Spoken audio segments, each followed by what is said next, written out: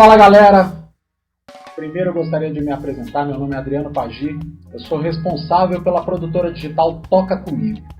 Estamos aqui com Rodrigo Moraes Pérez, nosso Kiko Pérez, guitarrista do Nat Roots. A gente queria falar um pouquinho sobre a história do Kiko. A grande intenção aqui é mostrar como foi a tua carreira até aqui, como você começou a tocar guitarra e tal, e contar um pouquinho para os nossos ouvintes aí a tua história aqui. Então a palavra é sua. Beleza, eu comecei a tocar guitarra aos 11 anos de idade, no começo dos anos 80, né? A gente foi influenciado, eu, meu irmão mais velho Beto, minha prima Siang. Siang é conhecida no cenário do rock, né? Isso, grande roqueira do Brasil. E nós começamos naquela época que o Kiss veio pro Brasil primeira vez, né, em 83. Aí, pouco tempo depois, teve o Rock in Rio, o primeiro Rock in Rio, foi um grande marco também nas nossas vidas. A gente curtia muito o rock pesado, né, o hard rock. A sua essência musical veio do rock? Veio do rock. Assim, a gente já gostava, quando eu era pequeno, gostava de Beatles e muito de Elvis. Eu e meus irmãos, a gente adorava Elvis, tinha um filme do Elvis. Aí depois, no começo dos anos 80, quando eu morei nos Estados Unidos com a família, o primeiro disco de rock que a gente ganhou foi do Queen, Play the Game, clássico, né? E a gente sempre gostou do rock. Aí essa época que eu morei nos Estados Unidos, eu vi o começo lá, a gente presenciou o começo da MTV americana, que também foi muito bacana, foi um marco também. E logo depois que a gente voltou para o Brasil, voltamos em 82. Isso aí você tinha 10 anos. Quando eu voltei eu tinha mais ou menos 10 anos. E aí mas eu lembro que eu queria já começar a tocar guitarra. Eu lembro que desde pequeno que a gente vivia pedindo, não, eu quero tocar guitarra, pai. Eu lembro que a gente passava nas lojas de disco, né, ali no Conjunto Nacional, e via uma guitarra na vitrine. Eu lembro que eu ficava hipnotizado pelo instrumento. Então a vontade já existe há muito tempo, mas acho que meus pais sempre, a gente não levavam muita fé, né? No Natal a gente compra e tal, né? Quando que você ganhou a primeira guitarra? Foi aos 13 anos. 13. Inclusive minha primeira guitarra eu herdei da Siang, né? Porque ela comprou primeiro, depois ela comprou uma melhor e passou pro Beto, o Beto comprou a melhor e passou pra mim. Eita, que grande. E aí você começou a estudar guitarra onde, como é que foi esse processo de aprendizado? Pois primeiro a gente fez aula de violão, né? Naturalmente, antes da guitarra geralmente se aprende o básico do violão. Aí depois a gente teve um professor chamado Jimmy, que era o Edmilson, na verdade. Não era o Hendrix, não, né? Não, mas ele era canhoto e ele tocava de direita e de esquerda, e ele era fãzaço do Jimi Hendrix, tinha todos os discos e tal. Mas aí depois, pouco tempo depois, em 86, a gente teve a oportunidade de estudar na Escola de Música de Brasília com o professor Nelson Faria. Nelson Faria, conhecido nacionalmente, né, grande professor. E o Nelson, ele tinha estudado no GIT, né, Guitar Institute of Technology, lá de Los Angeles, Califórnia. Então ele contava um dos maiores institutos ainda, né, de ensino musical, de guitarra, sim, e fica naquele centro, Los Angeles, né, que é um grande centro. Então, e aí o Nelson contava pra gente da experiência dele, né, desse ano que ele passou lá, que estudou, e a gente ficou, enfim, plantou aquela semente, né? A gente ficou fascinado com aquilo. O legal do GT é que tinha uns workshops ali com uma galera consagrada aí. Sempre. Você chegou a pegar algum ali? Vi vários. Vi Aldi Meola, Robin Ford, Mike Stern. E às vezes tinha um auditório na escola que todo dia tinha uma atração diferente, ou era um show, ou era um workshop, e foi bem intenso, né?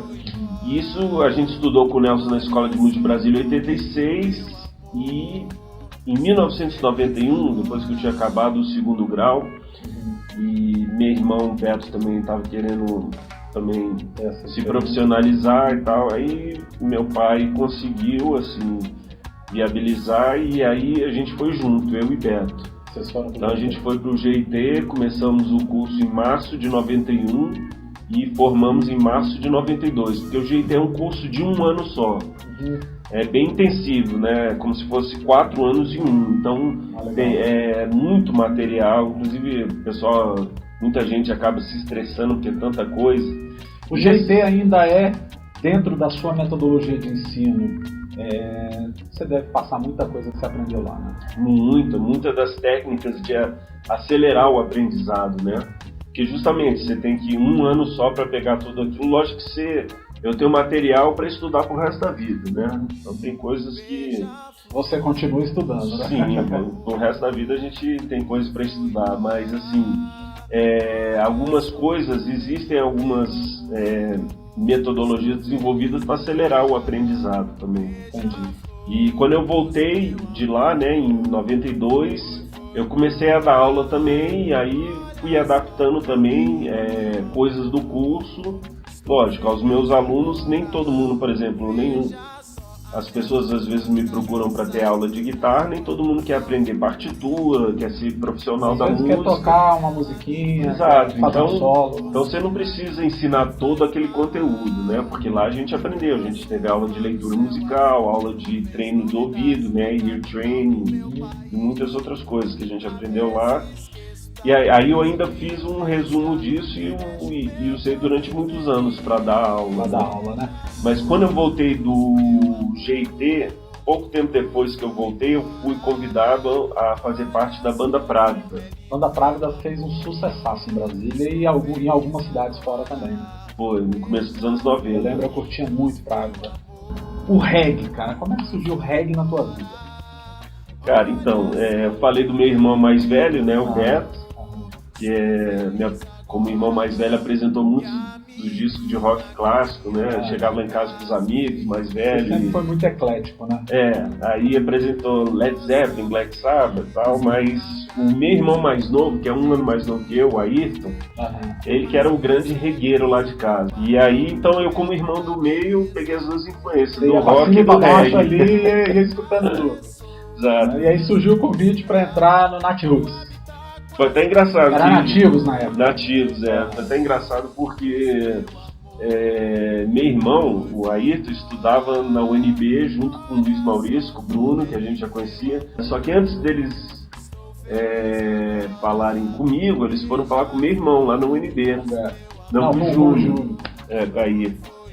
Aí, e perguntaram pra ele, e aí, será que ele topa entrar na banda? Ele gosta de reggae e tal. Aí meu irmão falou, claro, adora reggae, ele vai topar na hora, com certeza. Acho que ele queria mais que você entrasse do que... Não, então, aí o que rolou foi isso, né? E aí quando a gente, depois, na época, antes da gente partir pra gravar independente, a gente tava com a nossa fita demo, Nat Roots, isso final de 96. Eu já tinha uns contatos no Rio de Janeiro, tinha morado lá 1 ano. Aí eu e Luiz, vamos lá pro Rio levar essa fita para uns contatos. Aí descemos pro Rio de Janeiro de ônibus, né? Você vê como é que era difícil antigamente. Hoje em dia a gente tem um streaming aí que facilita muito, amplia alcance. Manda por e-mail. Não, hoje é streaming, né? A gente Dropbox, WeTransfer. Só manda o link. Você manda só o link. Agora não, ali você tinha que pegar o buzuzão, avião naquela época era caro pra caramba. Exato. Pegou o buzuzão, fita cassete debaixo do braço. E aí como é que foi? Aí levamos lá para alguns contatos, inclusive levei pro Tom Capone, que já estava trabalhando no R Studios, mas o Tom não era de gravadora na época. Ele era um dos diretores do estúdio, fazia produção musical. Eu levei, por exemplo, pro Mazola, lá no outro estúdio de impressão digital, mas ninguém deu muita atenção pra fita não, tal. Aí como a gente já tinha uma base boa em Brasília de fãs, né, que já estavam indo aos shows, enchendo os shows e a fita demo se reproduzindo em Brasília. Aí, seguindo a experiência que eu já tinha tido com Právida, de gravar um disco independente, falei, gente, vamos fazer independente. Aí liguei pro Tom Capone, que era diretor do R Studio, falei, Tom, você consegue pra gente gravar aí e de repente produzir o disco?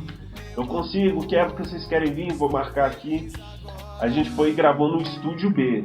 Aí a gente mesmo produziu, eu que tinha mais experiência, acabou assumindo a parte da produção executiva, né, de estar ali diariamente no estúdio, direcionando, não, hoje vamos gravar isso, aquilo.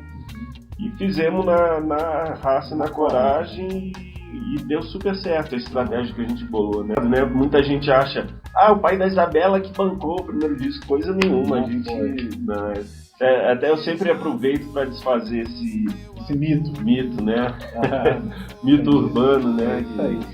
Aí, só um ano depois é que as gravadoras, acho que até porque os lojistas de Brasília começaram a falar para os caras de gravadora, falar, gente, vocês estão dando bobeira, porque aqui o disco que mais está vendendo aqui nas lojas aqui Aí quando uma gravadora vai, aí vem todas as outras, né? E começou aquela quem dá mais, tá?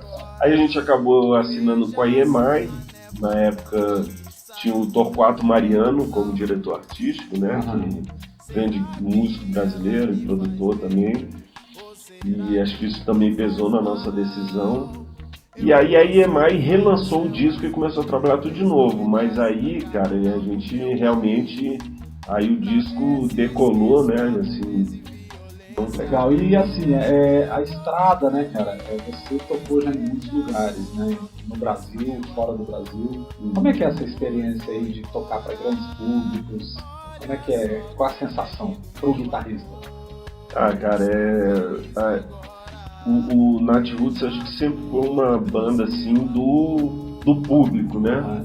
Não foi muita gente, né? Que tipo, não foi uma banda que a gravadora pegou e fez, não, foi o público é que trouxe a gente pra dentro. O público exigiu que a gravadora a gravadora também veio de fora pra dentro, assim, vamos dizer, né? Então, eu acho que isso se deve ao fato das músicas, né? Eu acho que o Alexandre é um grande compositor da música popular brasileira, né? Eu acho que é um dos maiores hoje. Da minha geração é o maior, né? Eu acho que ele tá no nível tem a capacidade de fazer as músicas chicletes. Exato, né? Que tá no consciente coletivo. E aquilo que você queria falar, aquilo que você quer ouvir. Exato. Então, assim, eu até, das vezes que eu tava fora da banda, e fui em shows, uma coisa mais incrível no show que você ia, as pessoas vão pra ver o show, pra cantar junto. Não é aquele show que vai só vou bazarar gatinho, o cara tá de costas, o show rolando lá, e o cara... Não, o cara tá lá pra... E aí, quando você vê essa massa, todo mundo cantando junto, cria uma energia que é incrível, é emocionante mesmo. Falando um pouco do que a gente, da proposta da Toca Comigo, a grande proposta da Toca Comigo é trazer a interatividade do fã junto com o astro consagrado. Né? Então a gente procura trazer ensinamentos não só musicais, harmônicos, teoria musical, essa coisa, e também um pouco dessa leitura da estrada, né, que eu acho que é importante, a experiência, os caminhos percorridos. Claro. Né? Então eu acho que a proposta nossa do Toca Comigo, junto com essa parceria, é trazer isso, é transportar para vocês um conhecimento que talvez é um bate-papo, ter a oportunidade de conversar ao vivo com um guitarrista, um dos guitarristas das maiores bandas do Brasil, que o Brasil já teve e que tem. E assim, qual a banda que faz sucesso há 23 anos no Brasil? Né? É difícil, você pode contar nos dedos aí. Então assim, realmente tocar numa banda de sucesso, com uma estrada que o Natiruts tem, acho que é uma experiência que você pode trocar com esse público aí, né? Com certeza. É isso aí. Espero que vocês curtam essa semana aí, a semana Toca Comigo. A gente tem muito a entregar aqui. O Kiko separou um material fantástico, fantástico. Vocês não vão se arrepender. Participem, desfrutem, porque vale muito a pena. Isso aí, estamos esperando vocês nas lives. A gente quer ouvir as perguntas, as dúvidas, tirar todas as dúvidas que vocês tiverem e poder passar o máximo do nosso conhecimento adquirido, porque pra gente, quanto mais gente tocando um instrumento, fazendo música, né, acho que a música torna o mundo um lugar melhor, não é isso? É isso aí. Então, galera, aproveita essa semana e toca comigo.